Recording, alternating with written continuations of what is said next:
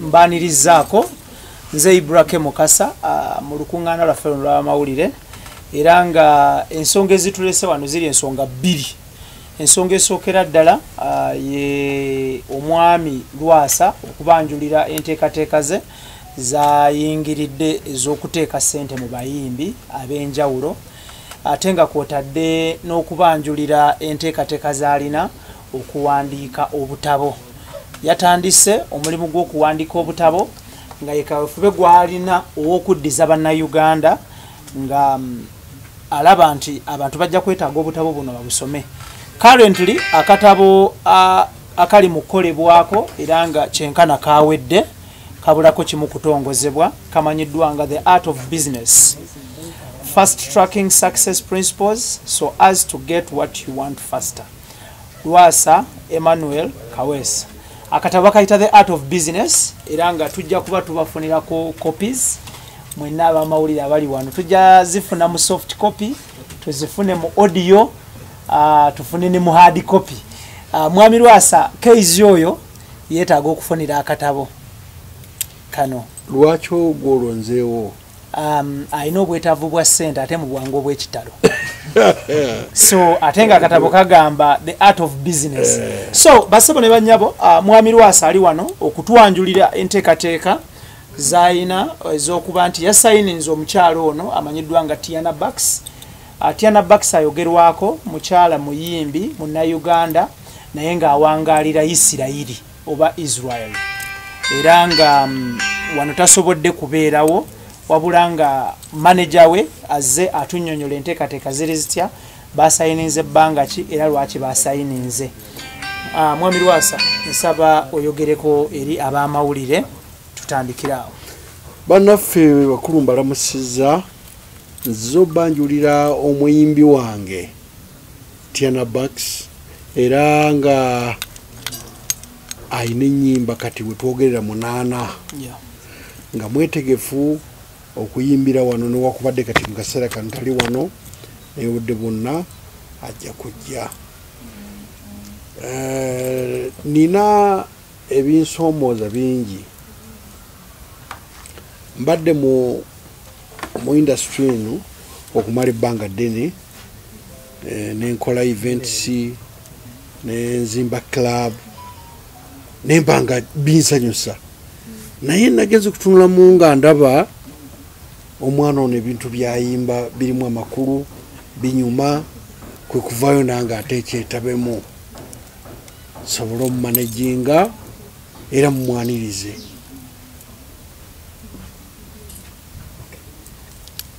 So omuyimbi ayogerwako bamuyita Daina Nabatanzi era ye baana eno gye tutadde mabega wano nga bwe mbannyonnyodde awangaalira Israel. Ayina ennyimba n'abayimbi ab'enjawulo. Latest single ye bagiyita Gukuba. Ayina oluyimba ne Palaso. Ayina n'ennyimba endala nnyingi zaali mu kurekodinga ez'enjawulo. So mwami Lwasa yatekinze over kumanaginga omukyalo oyo wadde nga tali mu ggwanga. Tugenda kuba tufuna omukyalo oyo era tujja basharingira eddoboozi lye ne video ye nga naye akkaatiriza ku nsonga eno. Muzeeyi toyogedde katabo. Katabo kagenda kufuluma omanye engeri gye mmaze ebbanga nga kandi ku mumwa nnyinza okulanga feesi ziri ono zonna ndazibulira akatabo ne kazibulira lwakubanga olowooza oba walimu abalina emitima emibi simanyi kuba tebakatambuza naye ng'akatabo wekali The Art of Business era nga kajja kufuluma mu kiseera kitono. Kale kati katwanirize ebibuuzo bya bannamawulire ku nsonga ezebbiri, ensonga y'akatabo The Art of Business n'ensonga y'okusayininga omuyimbi Daina Nabatanzi. Sebo. Ekibuuzo kyange kisooka obuuzizza ekintu ekyo mukulu kugamba ngenda kumanaginga musical endowooza bwenkimanyi gwe obadde olina kyolabye tukumanyi munne ensonga z'abakyala mu bonna lwaki oyo kubanga wano waliwo abakyala era butuufu abeetaaga okuba nga bakwatibwako kakati mukulekera omumanejingi zibulete museka omwami ono ensonga yenkulu nnyo ensonga yonkulu nnyo naye mukulekere lwaki oyo yuyu gwinonzi obadde oyagala mpeteka miliyoni lwaki mukadde kano olw'ebizibu ebyakabaawo bizibu ki bizibu kakati kambabuuzi bwewaawo ensonga endala ne managing bisinga kaawo musalwa ebisibu engenda okumanaginga ngenda kumanaginga Muyimbi ekibuzo kyange okwongeza ku kya Ibra olina what it takes to manage an artist musonga mukyala wawawo ebbalo zikoze obaddeko mu binywero ebyenjawulo ebyo bigarantinga nti onaasobola okumanaginga omuyimbi era olina obugumiikirizo obwo sebo nsobola nina tiimu I have a team nina tiimu nene gyetusobola okumanaginga mulayini emu kubanga desire omwayagala era yajja mulayini nga yajja mulayini eyo njagala nkuddemu byonna ngenda byogerako obireese byonna kambyogereko kati menya omu ku omu desire yajjagaze kuyimba mu kifo kyange kyabbeeyi neneegomba omuwola omulungi netutandikira bwenkolagana era nali siina paati yonna mu byabayimbi mu byakuyimba kwe kati ate Daina Nabatanzi yali ku TV nankolera programu netwegattirawo netumanyagana yogerayo mulala Daina yajja akubuuza weyagala lwa Nabatanzi weyagala desire naye nalugenderamu era yanquestioning ebibuuzo bingi naye nagenda okulaba nga buli lunaku gye lweyongera agenda akyuka netuba nenkolagana esinga kaawo naye ate ono si bwe kiri okozesezza katiba kyokulaba nti nno managing omuyimbi ali e Israel ate kugendamu managing agenda kujja wano eri si gyabeera mu kaseera kano gyali naye agenda kujja wano era abafube music mumulabe ogambye ennyimba za Tian Banks zikunyumira nnyo luyimba ki lwasinza okuliza ne lukunyumira osobola tuwa mulayini eyakusikiriza okulaba nga omumanaginga siri muyimbi sagala onkwate bubi nze mpulira nnyimba tezinyumira siri muyimbi era sinza nagezaako yadde ndaba bulabi nempuliriza nenyumirwa olina plan ki eri omuyimbi oyo at a time tomusanze nti ali mu bbanga era abaddeko already abadde bamumanaginga here and there naye kati gozenga era ozina ssente mmeka ez'okumanaginga omuntu ssente zo nina mpitirivu baaba ekyo kyo totawala kubuuza ssente nina mpitirivu era nja mumanaginga kubanga ebizibu bya wano mbimanyi kyekyetaagisa kuga nina obumanyirivu kuba mbiruddemu mbalaba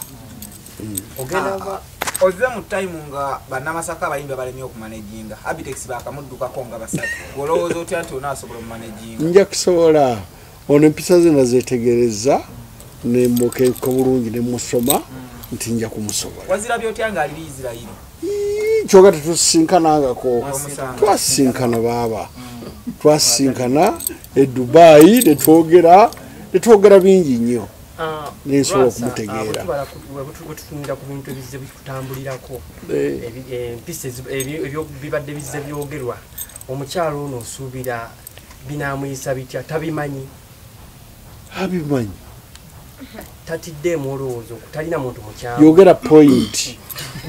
yogera point nga ki vidiyozo bwajja kutambula obuki kati gwe bwakukola ki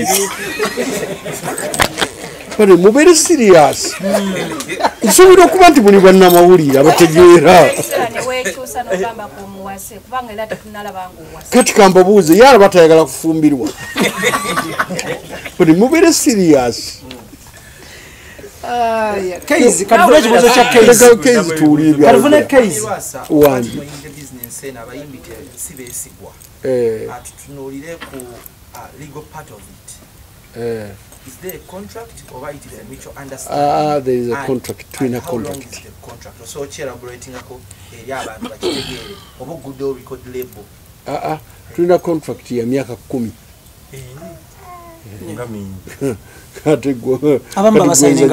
Kati gwenza nyisa. Contract is soma etia.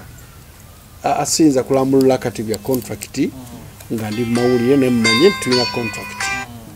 Myaka 10. Oyina oyogedde mbudizaawe yajja mu kifo kyo yali azze kuyimba n'omwegomba. Ni mwigomba. Tetusuubira embu ono engeri gyazze omumanaginga. Ate lwaki mbasa mwegomba ne twagalana ate amala kujja mbere manager mwegombe.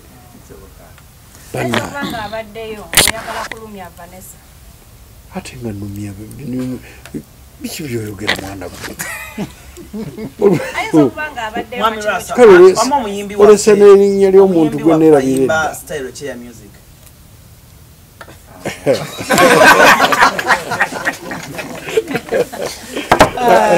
Ekyo kankiddemu ngenda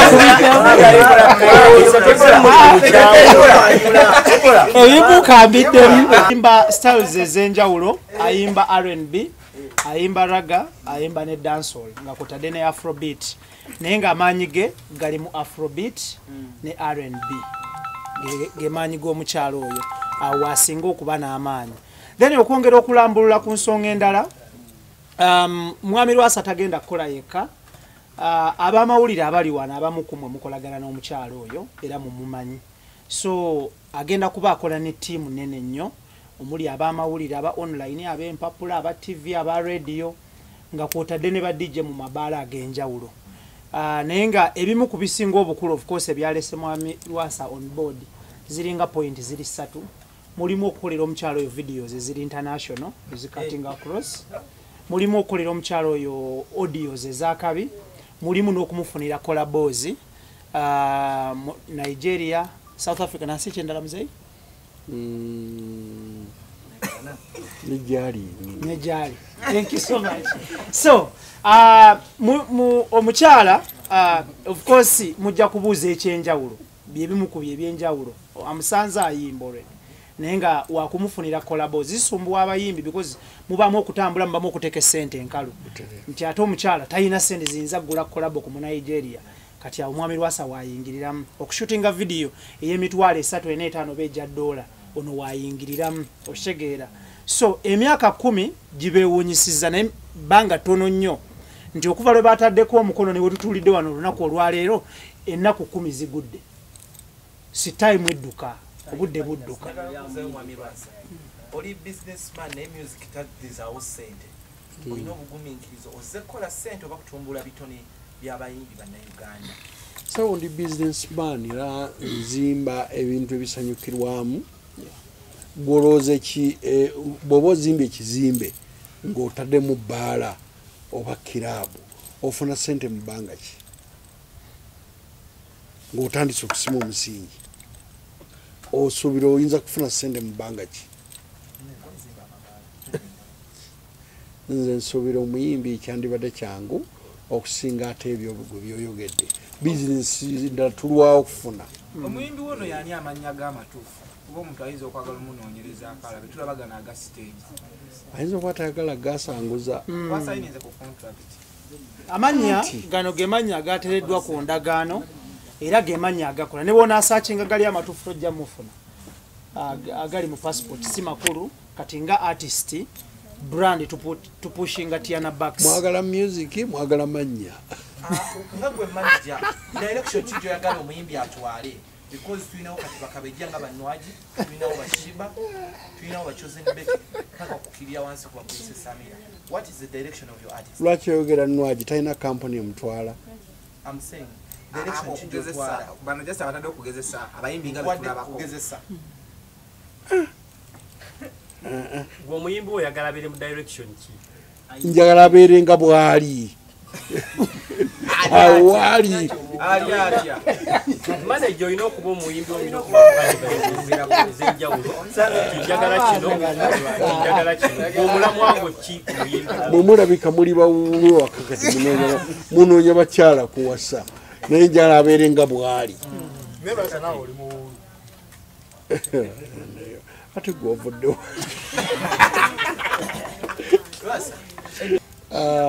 ffe tuli balinnya nnyonyi ebiredogolya mwe tetulimanyi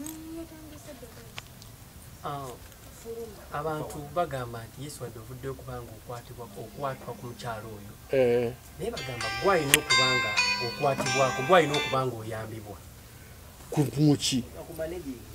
muki mulambike bulungi oyambibweko than gwe okuyamba abantu muki nemumulika ekikyamu nze omusajja yekolera bizinesi nenfuna sente nengenda okuzirya ate noonye manager ncontrolinga nga nzirya tufudde sabo badde basaba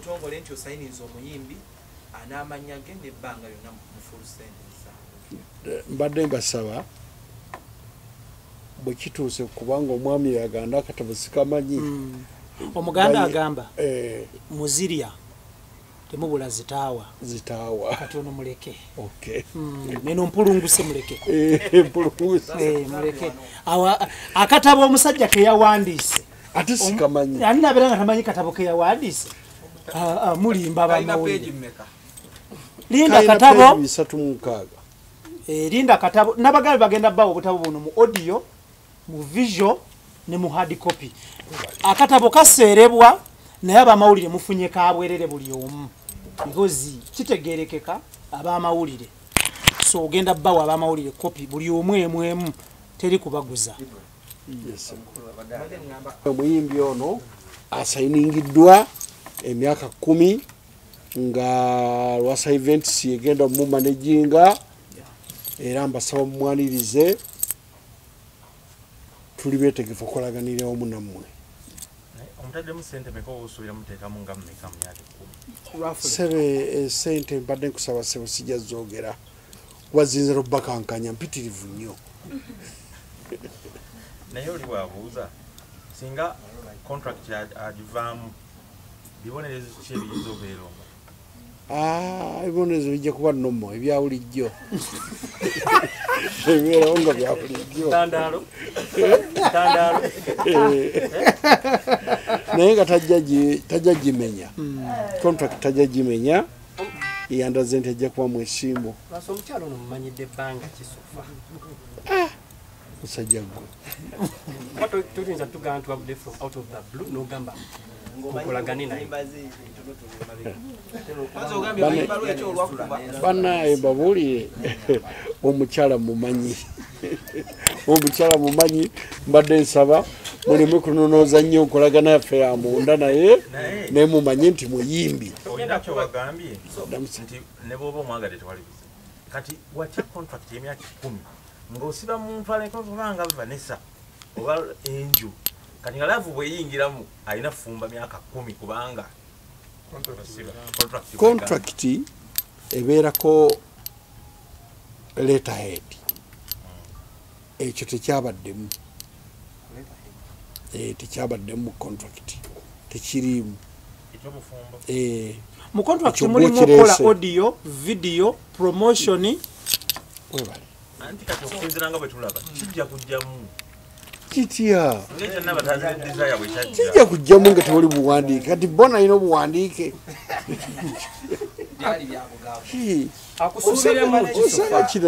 akusuubiremu ki ebirungi ebyereeri kati oba muganda wange ofune bwotugamba wano recording kino tekijja kujja kyetulijjayo netugamba nti yagamba tekirimu kati ate nga byebi batavudde tutandise kati ate tekijja kubaawo nga kisobola okubaawo ntobuuza ebibuuzo bingi kisobola mukama wange tobuuza muyimbi wange omutandise omutiisa ze kulaakulanye ssebo siina byengenda kwonoona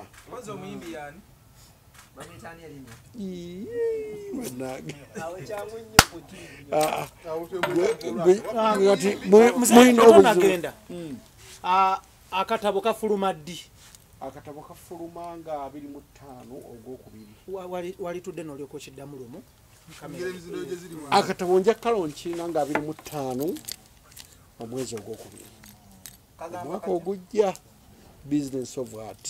Thank you.